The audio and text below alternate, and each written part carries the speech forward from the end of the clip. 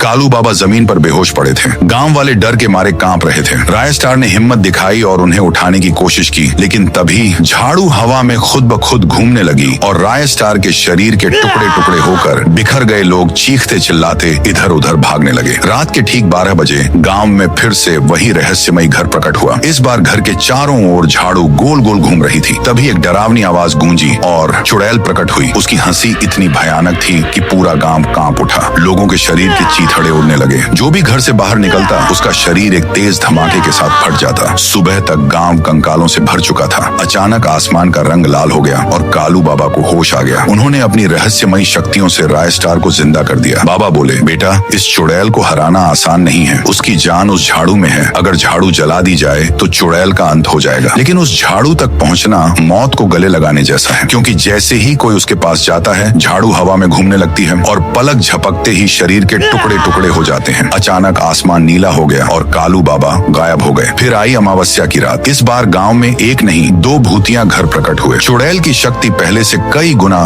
बढ़ चुकी थी। उसकी हंसी से धरती कांपने लगती। झाड़ू अब हर तरफ नाचने लगी थी और लोगों के शरीर बारूद की तरह फटने लगे। राय स्टार एक रात अपने घर में सो रहा था। तभी बाहर कुछ अजीब आवाजें सुनाई दी। वह बाहर निकला और उसके पैरों तले जमीन खिसक गए। सामने वही घर था। अचानक घर ने चुड़ैल का रूप ले लिया। राय स्टार डर कर अंदर भागा और दरवाजा बंद कर लिया, लेकिन जैसे ही पीछे मुड़ा उसकी आंखें फटी की फटी रह गईं। सामने वही झाड़ू पड़ी थी। झाड़ू जोर जोर से उसके ऊपर घूमने लगी, लेकिन इस बार राय स्टार को कुछ नहीं हुआ। झाड़ू अचानक गायब हो गई और उसी पल कालू बाबा फिर से प्रकट हुए। बेटा, अगली अमावस्या की रात, इतना कहते ही उनके शरीर के भी टुकड़े टुकड़े हो गए। राय स्टार समझ गया कि अगली अमावस्या की रात कुछ बड़ा होने वाला है। दिन बीतते गए और चुड़ैल और भी भयानक होती गई। झाड़ू पूरे गांव में घूम घूम कर लोगों को मार रहा था। चुड़ैल की दहाड़ से इंसान ही नहीं, जानवर भी फटने लगे थे। फिर आई वो आखिरी अमावस्या की रात। चुड़ैल अपनी शक्तियों को और बढ़ाने के लिए आसमान की ओर उड़ रही थी। तभी उसका झाड़ू हाथ से छूटकर नीचे गांव में गिर गया। राय स्टार ने देखा वही झाड़ू जमीन पर पड़ा था। उसके अंदर से तेज रोशनी निकलने लगी। आसमान काला पड़ गया। चारों तरफ चुड़ैलें दिखाई देने लगी। राय स्टार ने हिम्मत दिखाई, झाड़ू को उठाया और घर ले गया। कुछ देर बाद झाड़ू से आवाज आई, राय स्टार, अगर तुम गांव को बचाना चाहते हो तो मुझे जला दो, वरना अगली सुबह यह चुड़ैल सब कुछ तबाह कर देगी। इधर चुड़ैल लोगों को मार रही थी। राय स्टार ने झाड़ू को आग में डाल दिया। झाड़ू जलकर राख हो गई। चुड़ैल की शक्तियां खत्म होने लगी। वह जमीन पर गिर गई और मिट्टी में समा गई। उस दिन के बाद से गांव में कोई भूतिया घर नहीं दिखा। तो दोस्तों, अगर आपको ये कहानी अच्छा लगा हो तो सब्सक्राइब करना ना भूलें।